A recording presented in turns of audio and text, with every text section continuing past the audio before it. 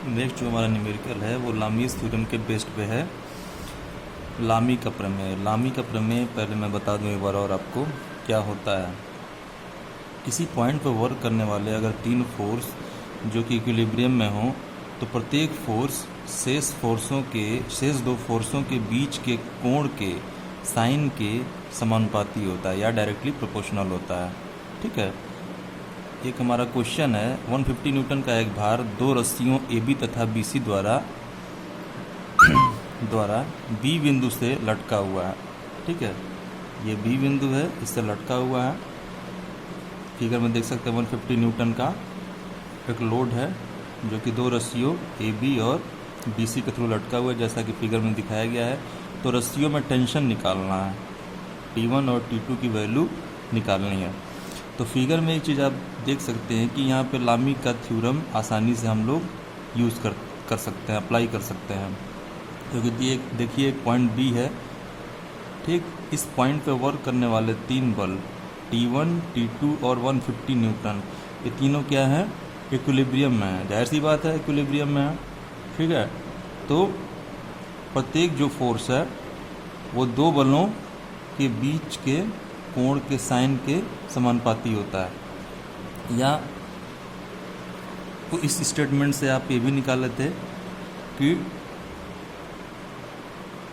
P upon sine alpha is equal to Q upon sine beta is equal to R upon sine gamma. यही तो था लामी का प्रमेय, लामीज़ थ्योरम। एंगल कोई भी हो सकता है, अल्फ़ा बीटा गामा जगह थीटा बीटा लेमडा डेल्टा कुछ भी ले सकते हैं आप। ठीक है, तो यहाँ पे देखिए P की जगह मान लीजिए T1 है। Let P is equal to T1, Q is equal to T2, Q is equal to T2 and R is equal to 150 newton, 150 newton. ठीक, अब देखिए अल्फ़ा P के सामने का एंगल जो है ये एंगल, ये क्या हो जाएगा, ये अल्फ़ा हो जाएगा। अल्फ़ा नहीं निकला है, निकालना पड़ेगा अपने को। ठीक, Q T2 है, T2 के सामने का एंगल क्या है, ये बीटा है, ये भी नहीं पता है, ये भी निकालना पड़ेगा। और R 150 न्यूटन है, इसके सामने का एंगल क्या है, गामा है, गामा भी नहीं पता है, ये भी निकालना ही पड़ेगा। ठीक, अब कैसे निकालते हैं ध्यान दीजिए। पहले ज़रा ये देखिए, यहाँ से एक हॉरिजॉन्टल खींच देते हैं।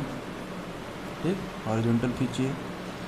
अब बताइए कि यदि ये एंगल 45 डिग्री है, ठीक, ये 45 डिग्री है, तो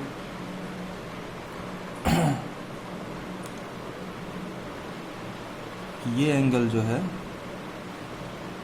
मान लीजिए इसको थोड़ा सा ऊपर हम बढ़ाते हैं, ये एंगल भी कितना हो जाएगा, कितना हो जाएगा, इसको मान लीजिए ऊपर तक जाता है, एंगल भी 45 डिग्री होगा। जाहिर सी बात है एकांतर कोण है, ये 45 है तो भी 45 होगा।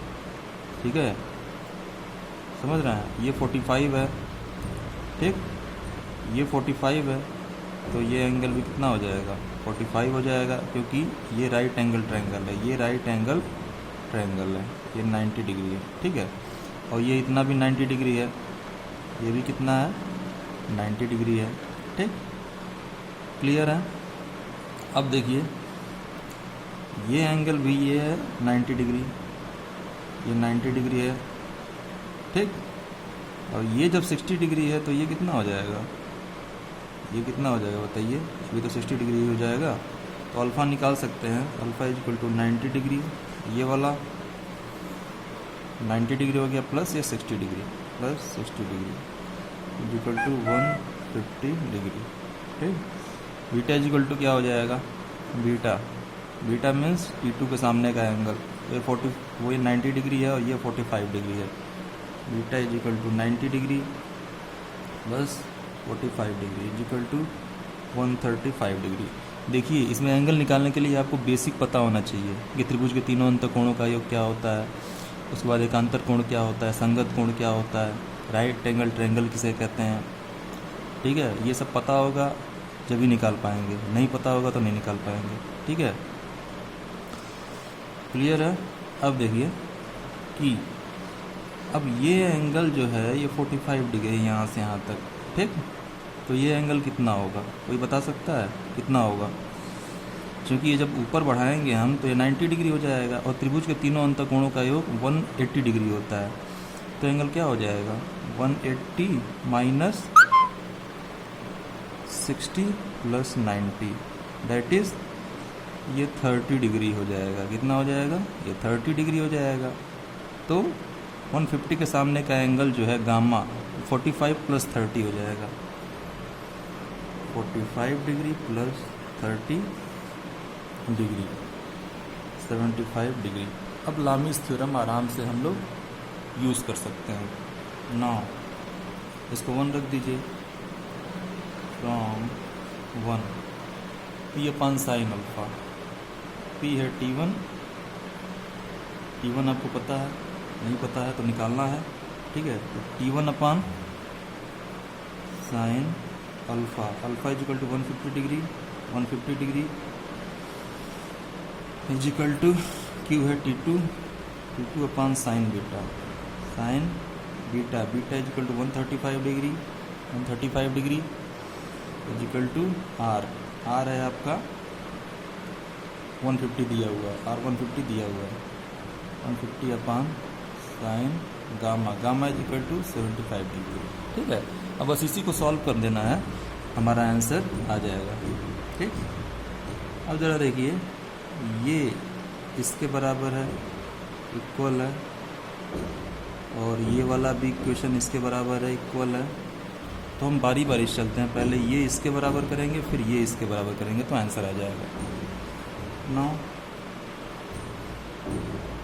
If T1 upon sine 150 is equal to 150 upon sine 75, that is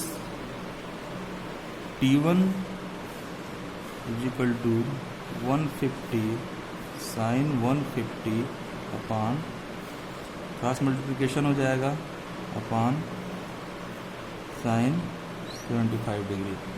T1 आ जाएगा यहाँ पे, सॉल्व कर लेंगे इसको, 150 into sine 150 equal to this divided by sine 75।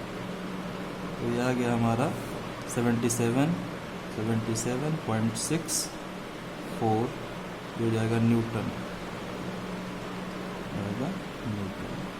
77.64 Newton. Similarly